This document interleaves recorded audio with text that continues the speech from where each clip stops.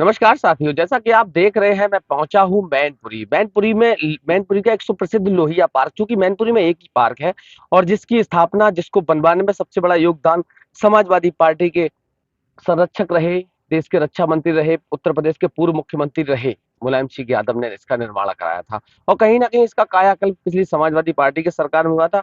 अब हमारे पीछे देख रहे हो राम मनोहर लोहिया की एक प्रतिमा भी यहाँ लगी हुई है। और दूसरी एक और देखने वाली बात यह है कि यहाँ से सांसद रहे धर्मेंद्र यादव ने के कर कमलों द्वारा इस मूर्ति का शिलान्यास हुआ था, स्थापना हुई थी। इस समय मैनपुरी में उपचुनाव है और उपचुनाव की सरगर्मियां पूरी तरीके से जोशो खरोश के साथ दोनों पार्टियां चुनावी मैदान में हैं। लोहिया पार्क में हूँ, हमारे पीछे बहुत सारे लोग हैं। बहुत सारे लोगों से बात करने का प्रयास किया था, बहुत सारे लोगों से जानने का प्रयास किया था। अभी फिर चलता हूँ, लोगों की राय जानने का प्रयास करता हूँ। चूंकि चुनाव है, नेताजी दिवंगत हुए हैं, नेताजी के दिवंगत होने के बाद उपचुनाव हो रहा है। और सबसे बड़ी बात यह है कि समाजवादी पार्टी ने डिंपल यादव को चुनावी मैदान में उतारा है। एक और समय मैनपुरी में उपचुनाव की सरगर्मियां पूरी तरीके से दोनों पार्टियां चुनावी मैदान में है। जिस तरीके से अभी पहुंचा था, जैसा कि आपको बताया था कि लोहिया पार्क, जिसको समाजवादी पार्टी के राष्ट्रीय अध्यक्ष, पूर्व मुख्यमंत्री, देश के रक्षा मंत्री रहे नेताजी ने बनवाया था, जो आज इस दुनिया में नहीं है। लोहिया पार्क में बैठा हूँ, हमारे साथ कुछ लोग बैठे हुए हैं, फैमिली लेकर आए हैं। क्योंकि संडे का समय है। सर, मैनपुरी उपचुनाव क्या स्थिति है? समाजवादी पार्टी ने डिंपल यादव को मैदान में उतारा है, भाजपा ने रघुराज सिंह साहब को। मेरे ख्याल से तो सहानुभूति मुलायम सिंह जी की मिलनी चाहिए, डिम्पल जी के साथ होना चाहिए। कहाँ, क्या नाम क्या? ब्रजेश प्रताप सिंह। कहाँ से आते हैं? नहीं, मैनपुरी बालाजीपुरम से। किस समाज से हैं? मैं शाक्य हूँ। साक्य समाज से हैं। रघुराज सिंह साक्य को मैदान में उतार दिया भाजपा ने। हम्म, उतारा है उन्हें, अलग बात है, लेकिन एक्चुअली ये मुलायम सिंह जी का क्षेत्र है, ये पार्क भी उन्हीं का बनाया हुआ है। और उनकी सहानुभूति जो है मेरे ख्याल से उनको जानी चाहिए। और मेरा वजह ये है कि मेरा जो मेन मोटो है, मैं सरकारी कर्मचारी हूँ। मुझे ओपीएस मुझसे छीन ली गई है, सपा उसके समर्थन में है, इसलिए मैं ओपीएस के पक्ष में सपा के साथ जाना चाहूंगा। कहीं ना कहीं जब 2022 का चुनाव था, तो चुनाव के समय अखिलेश ने वादा भी करा था ओपीएस की, आप बात कर रहे हो, कहीं सत्ता में नहीं आया। उसके बाद आप लोगों ने देखा कि कई अन्य प्रदेशों में ये सब लागू करा गया। चार राज्यों में लागू हो चुका है। और अगर यहाँ कोई सरकार और बनती भाजपा के अलावा, तो हो सकता है यूपी में लागू हो जाए, तो हमें उसका लाभ मिल सकता है। तो क्या लगता है आपको, कहीं ना कहीं दूरदर्शी सोच के साथ आप चुनाव में जाना चाहिए? हाँ, इसीलिए जाना चाहते हैं भाई। अच्छा, और क्या विकास, जैसे समाजवादी पार्टी के लोग कहते हैं कि हमने मैनपुरी जितना भी विकास कराया सिर्फ सपा ने कराया। नहीं, इसमें कोई दो राय नहीं है। मैनपुरी बहुत पिछड़ा हुआ इलाका था, हमारे सामने ही जितना विकास जो हुआ है मैनपुरी में, जैसे ये लोहिया पार्क, ये इतना बड़ा पार्क आसपास कहीं नहीं है। ये सिर्फ मुलायम सिंह की देन है, सपा की देन है। अच्छा, 6 साल भाजपा का कार्यकाल हो गया, क्या लगता है आपको, क्या रहा, कैसा रहा? कुछ अंतर नहीं हुआ, जैसा था वैसा ही है। ना कोई भ्रष्टाचार कम हुआ, ना कोई खास विकास हुआ। जी। कि जहाँ सड़कें खराब थी वहाँ खराब है, और मैनपुरी में अच्छी थी वहाँ अच्छी।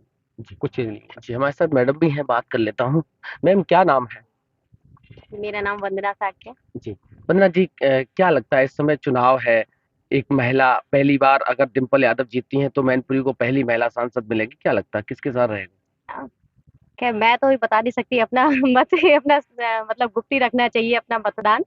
लेकिन शायद डिम्पल को सहानुभूति का असर मिल सकता है कि उनके ससुर अभी एक्सपायर हुए हैं। नहीं, ना ना ना कहते हुए भी आपने कह दिया। लेकिन हाँ, सपोर्ट मिल सकता है क्योंकि अपना मैनपुरी गढ़ समाजवादी पार्टी का ही है।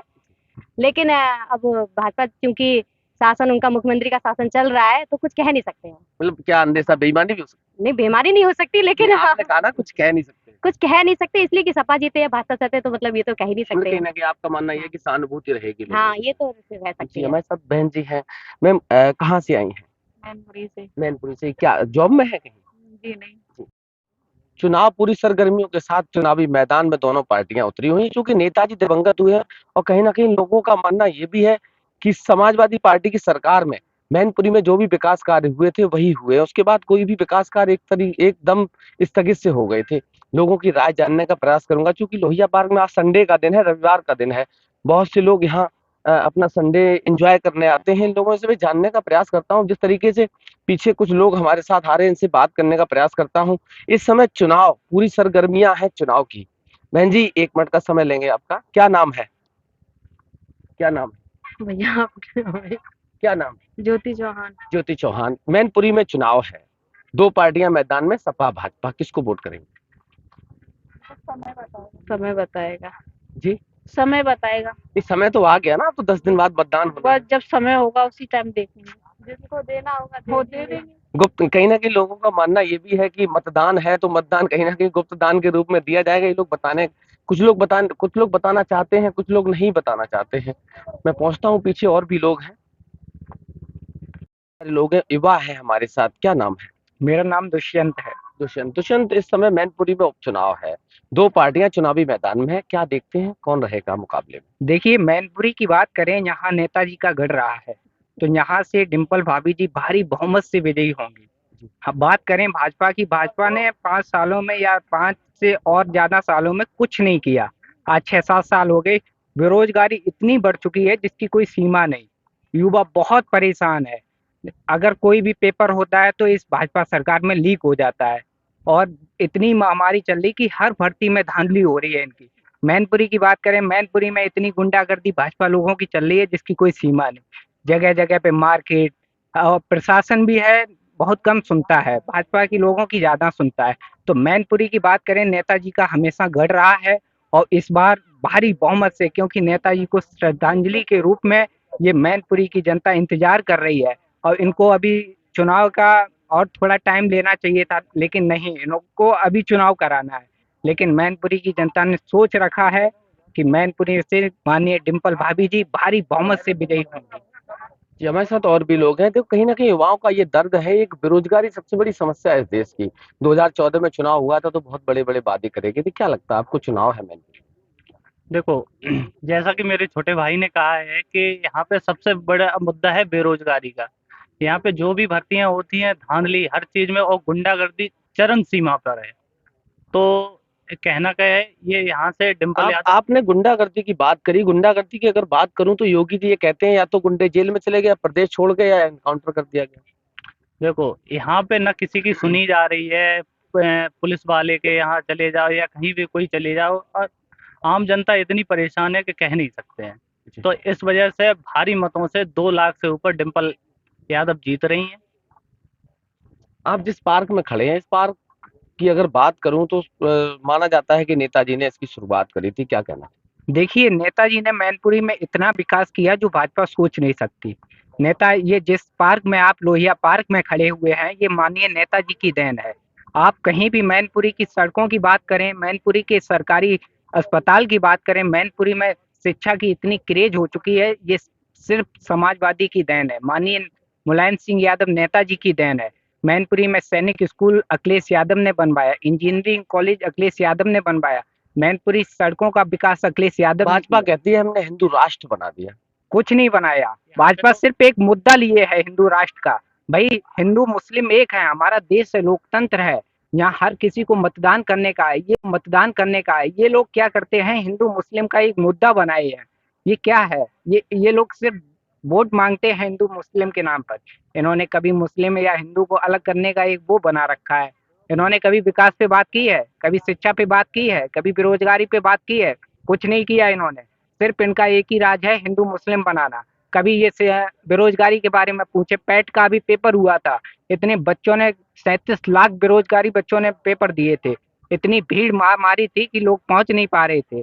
ट्रेनों से कई लड़के कट गए थे। आपको बता दें, बसों में लोग सेंटर नहीं बना पाए। और जहां तक है, इनको क्या करना चाहिए था, पैट में इनको एग्जाम सेंटर लड़कियों की नहीं बनाने चाहिए थे, लेकिन मेरी बहनों को इतनी दिक्कत परेशानी हुई जिसकी कोई सीमा नहीं। इन्होंने बाहर बाज दिए, किसी के नखलू पड़े हैं, किसी के आगरा पड़े हैं। ये क्या मुद्दा बनाए हुए है और कुछ नहीं। क्या कहना चाहते थे? क्या? जब से ये लोहिया पार्क बना है, तब से यहाँ की लाइटें खराब, और भी काम होने थे वो बिल्कुल। अभी 7 सालें हो गई जब से योगी सरकार आई है, तब से यहाँ पे एक काम हमें कोई गिना दो आप कि इसमें एक काम हुआ हो। और यहाँ पे ये लाइट खराब है, बैटरी इसमें बैटरी नहीं होगी, वो भी लाइट खराब है।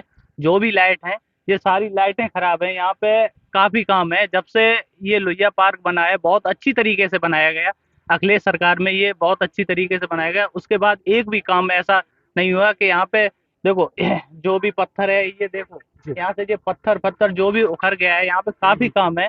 यहाँ पे कैंटीन सुविधा थी और उसमें एक भी लाइट नहीं लगी हुई है। जो जो भी लाइट थी वो सारी खराब हो गई है। इस पार्क को अगर बनवाने का श्रेय जाता है तो श्रद्धेय नेताजी को, जिसकी शुरुआत करी थी। उसके बाद समाजवादी पार्टी की सरकार में इस लोहिया पार्क का कायाकल्प हुआ था। आज रविवार का दिन है, अक्सर शहर के लोग यहाँ घूमने, भ्रमण करने, अपने परिवार के साथ समय बिताने आते हैं।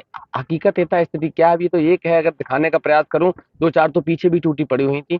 अब जो विकास की बात रही, युवाओं के दिल में एक दर्द था कि बेरोजगारी, जिस तरीके से बताया था कि ये वाहियात निहायती बात है कि इस बेवकूफ को सेंटर बनाने का जिम्मा दिया गया था कि 350, 400, 500 किलोमीटर बच्चों के सेंटर डाल दिए गए, और उसके बाद कितनी सारी परीक्षाएं ली हुई। छोटा भाई बता रहा था वीर दुष्यंत, एक आप क्या वादा करके सत्ता में आए थे। रोजगार की बात ही खत्म हो गई।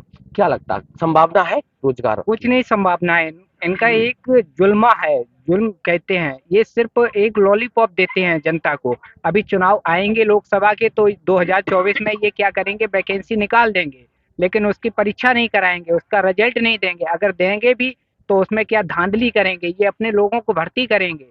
कुछ नहीं सुनते, कुछ नहीं होगा। और हालांकि जहां तक की बात करें, बेरोजगारी इतनी चरम सीमा पे बढ़ चुकी है जिसकी कोई सीमा नहीं। ये कुछ नहीं करेंगे, ये जुल्म। बेरोजगारी एक सबसे बड़ा मुद्दा युवाओं के लिए है। चुनाव लोहिया पार्क की तस्वीर, आपको कई लोगों से चर्चा करी, भैया भी मिल गए, विद फैमिली बच्चों के साथ आए हैं पार्क में। क्या नाम है? मेरा नाम प्रिंस राठौड़, एडवोकेट। कहाँ से बिलोंग? मैनपुरी से? हाँ, डिस्ट्रिक्ट मैनपुरी से। जिला मैनपुरी में नेताजी दिवंगत हुए हैं, उपचुनाव है। समाजवादी पार्टी, डिम्पल यादव, भाजपा रघुराज सिंह साथ, किसको मौका दें? वैसे हम तो रघुराज सिंह साहब को ही देंगे मौका। रीजन? रीजन तो करम ठाकुर है भाई, आपको पता है। और फिर एक्चुअली ऐसा है ना कि अगर हम वोट भी अगर सपा को दे रहे हैं, फिर भी हमारी कोई काउंटिंग नहीं होगी। समाजवादी पार्टी के बनाए हुए पार्क में टहले हैं और वोट भाजपा को देंगे, कहीं ना कहीं नाइंसाफी नहीं होगी? नहीं, ऐसा कुछ नहीं है। हमारे दिल में चाहत है, ऐसी नहीं। नेताजी बहुत अच्छे नेता थे और बहुत कुछ किया उन्होंने। लेकिन कहते ना, एक कास्टवादी शब्द पीछे लग जाता है तो हम ऊपर ठाकुर साहब बैठे हैं तो नीचे आप। नहीं, ऐसा कुछ नहीं है। लेकिन सपोर्ट तो खैर हम बीजेपी को कर रहे हैं, आपको पता है। मैम क्या नाम है? अंजू राठौर। अंजू जी, डिम्पल यादव एक महिला अगर जीतती हैं तो मैनपुरी को पहली बार कोई महिला सांसद मिलेगी। दूसरी तरफ भारतीय जनता पार्टी ने रघुराज सिंह साहब को मौका दिया, किसको देंगे? मैं भी सेमी। अच्छा, पिछले 6 साल से भाजपा की सरकार है, महिलाओं के लिए क्या कुछ ऐसा लगा आपको कि आपके लिए कुछ स्पेसिफिक काम होगा? हाँ, अच्छा ही था जो भी है, फिलहाल मतलब इन्हीं के लिए बात करें। जी, अपना अपना ओपिनियन है। जैसे लोग चूंकि इस समय चुनाव है, लोकतंत्र में चुनाव है, सबका अपना अपना मत रहता है। कौन किसको मत देगा तो देखने वाली बात होगी, नतीजे 8 तारीख को आएंगे। पल पल की खबरों को देखने के लिए चैनल को लाइक, सब्सक्राइब और शेयर जरूर करें।